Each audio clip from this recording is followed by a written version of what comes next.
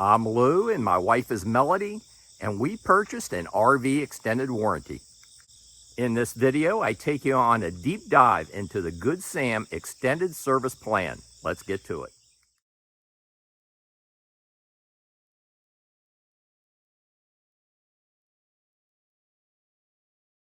Check out our latest RV and camping related gear at our Amazon storefront. Link in video description. Melody and I own the 2019 Cougar fifth wheel you see behind me. We just got it back from Camping World. We bought this RV off of Camping World. I'm in year 5 of our Good Sam extended service plan.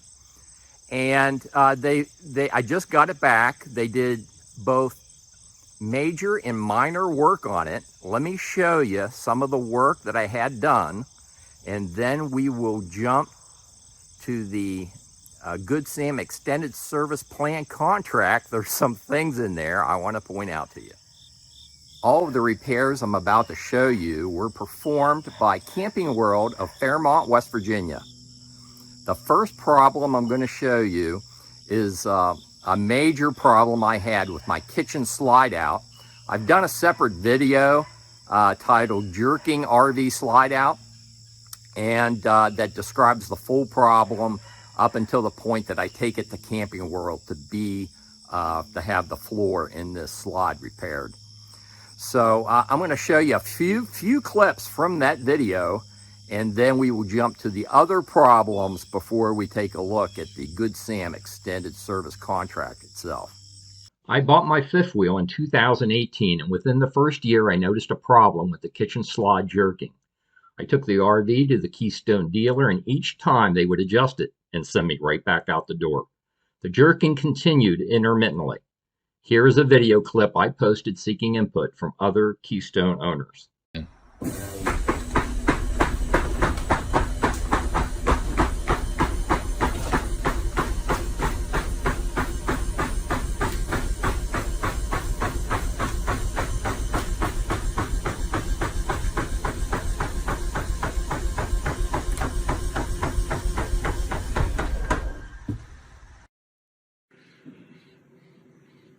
I have a 2019 Cougar fifth wheel.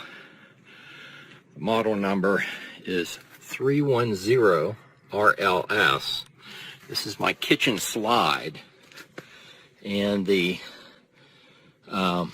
cheap plastic that they put on the bottom has worn loose, so I've taken scissors and cut it away. But this, like cork board, is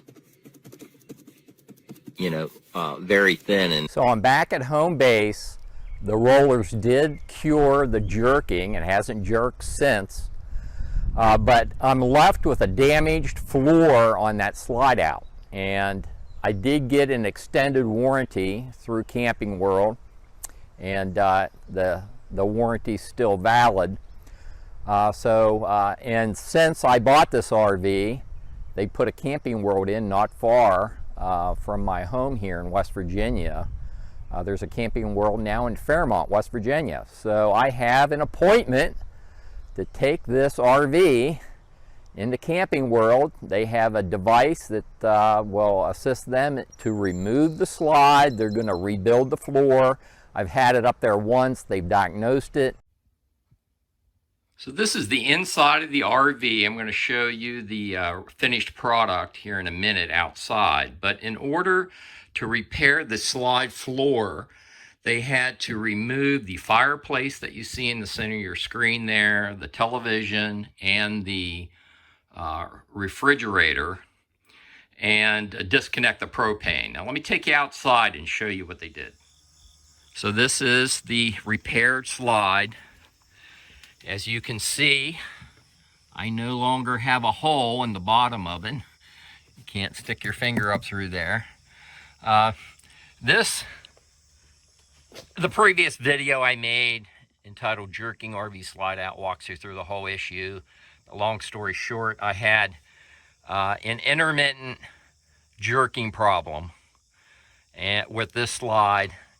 Taking it back to the for service, all they would do is adjust it up, send me right back out the door, and it'd start doing it again. Well, I got it out in California. And I ended up talking to the manufacturer, both of the RV and of AccuSlide, who makes the this BAL AccuSlide makes this cable-driven system, and they told me to put these slide rollers in. Ball did, and they referred me to the appropriate folks, and I ordered these slide rollers, put them in. That cured the jerking problem. What Camping World did for me was do something I could not do myself, and that was repair the slide out floor. And so they had to jack this up, they had to disconnect the propane and take those appliances out, put new wood in, and then put all new black stuff on the bottom. It slides in and out pretty good now, and I think they did a fairly good job on repairing this kitchen slide out on my 2019 Cougar fifth wheel. The second thing I had Camping World work on is the breakaway switch for the hitch. And this was not working. I had accidentally pulled this plunger out, which is supposed to lock your brakes up, and it did not lock my brakes up. So I got a meter out and tested this with the plunger pulled out, and there was no power going back to the brakes. So they diagnosed this, Camping World did, and it needed replaced. So they took care of that service as well. The third item that needed worked on were the awning lights. There was nothing wrong with the awning itself, but once I was on my last snowbird trip out on the West Coast, these lights started to flicker on and off. Eventually they stopped working altogether, the awning lights. And so that light strip can be replaced. It's not the easiest task to replace those lights. So I asked Camping World to look at that as well. They ordered a new light strip and installed it. You'll see what the labor charge was for that when I get to the extended service plan contract. But as you can see, those awning lights are now operative. So the fourth and final thing that Camping World repaired, I'm going to show you here in a minute. Excuse the dirt. I'm getting the RV washed and waxed, getting it ready for my 2022-2023 snowbird trip.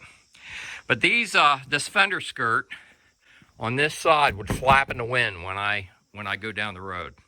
And it's because it comes with these real brittle, cheap aluminum supports, and they crack real easy. And I had two of them crack completely to where they weren't providing any support for the fender skirt.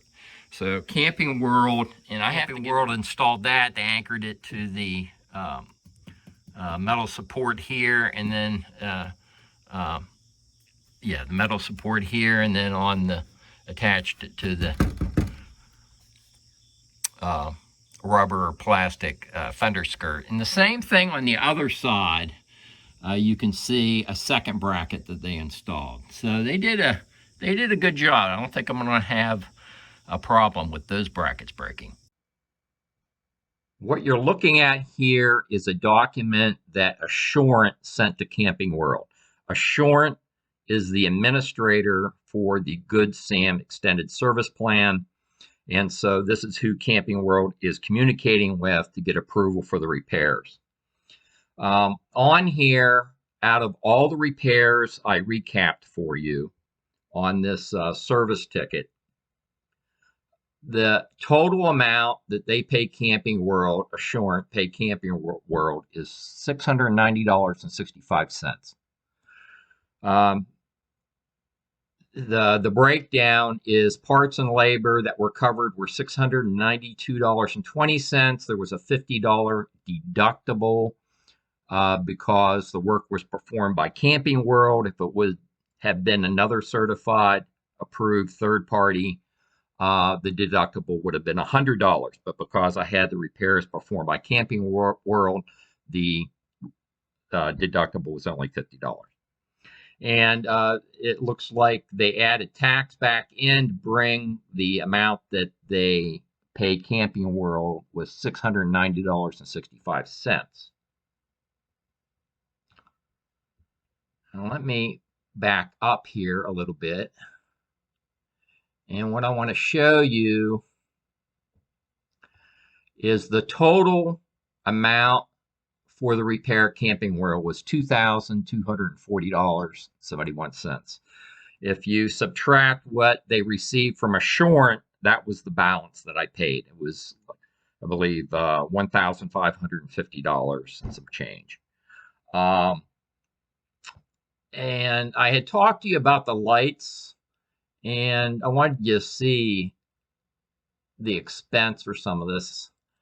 The lights themselves were $200, and the subtotal for the job was to include labor was $427.31.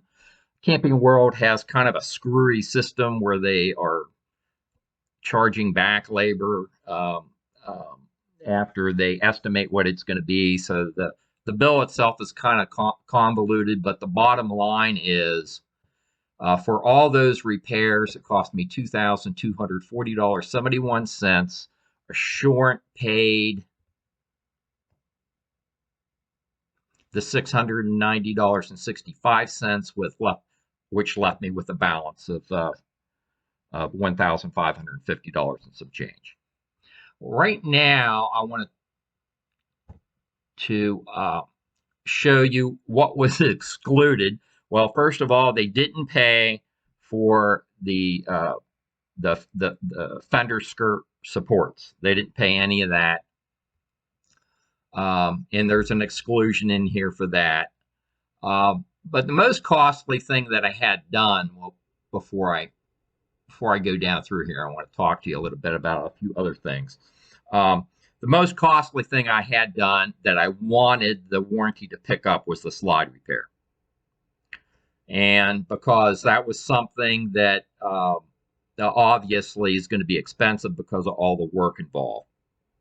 And when you go down through this contract, and first of all, I'm not showing you what I paid for the contract in this video. I do in my video on Camping World review, sales, and service, and a link to that video will be at the end of this video if you haven't already watched that video. But I go over how I negotiated, what I paid for the contract, how I got Camping World to come down on the price, and what I paid.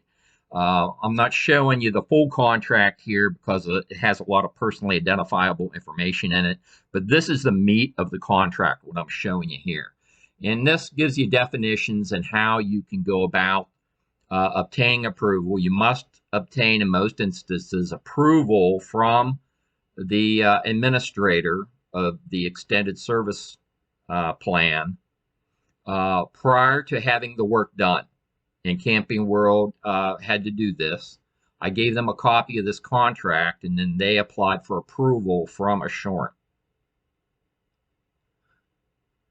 But if you work your way down through the contract here, and there's a lot of good stuff in here, you should read the whole thing. But what I want to show you, it also has an mandatory arbitration clause in here, so you need to be aware of that. But this is the part that has the real meat, and that is the exclusion. And there are, I believe, 12 different paragraphs. Let's look here. Yeah, 12 different paragraphs under the exclusions. And it starts out by saying this agreement does not provide coverage for the following. And then on every piece of work that I've had two major jobs done. The one was the slide. And what I want to bring your attention to is this paragraph 11. And this is under exclusions. It says, for any of the following components, repair costs, services, supplies, or parts, regardless of consequential loss coverage, is excluded. And if you come down here, and in this case, we're talking about flooring, right here.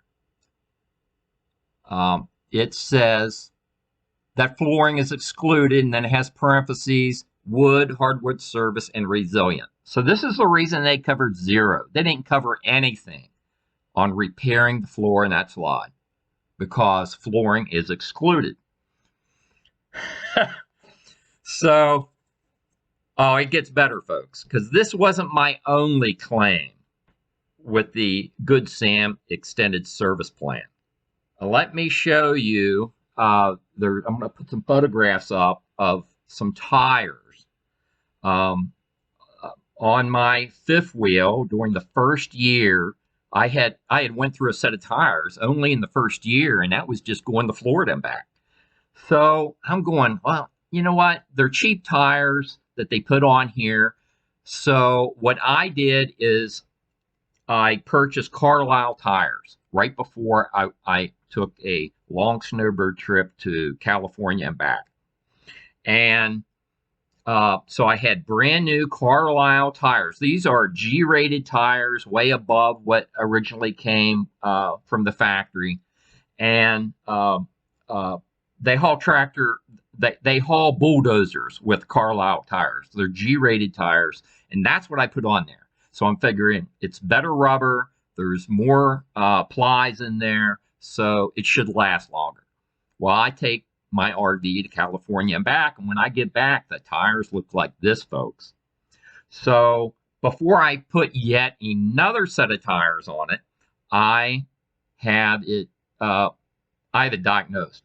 I take it to a shop that specializes in tires and trailers, and they tell me that I have 2 bent axles. And that's what's causing the rubber to peel off these tires so fast. So, long story short, Dexter FedExes the company 2 brand new axles. Before we even ordered the axles, I had the company that was looking at the repair work contact the Assurant to see if they'd pay for the new axles, because that was going to be an expensive job. They paid nothing. The Good Sam extended service plan paid nothing. And why did they pay nothing? Well, they pointed me to the same darn paragraph. Paragraph 11. If you go down through here, it says it does not cover bent axles. So the 2 major repairs that I had to have done on my RV, the Good Sam extended warranty covered neither of them, not a dime. The bent axles and the slide out work. One of the reasons I wanted the extended service plan, the RV extended warranty, was I have an electronic leveling system. It has 4 hydraulic jacks. It has this electronic panel and control module. And if anything went wrong with that electronic auto level system, I'm sure it's not cheap to repair. Let me show you something else on this RV. Also, on my RV, I had the in-command system, and this control panel and the control module that's located down in the bay of the RV, in the belly of the RV. This electronic system operates all your electronic components, the lights, all the slides, the air conditioning, the heater.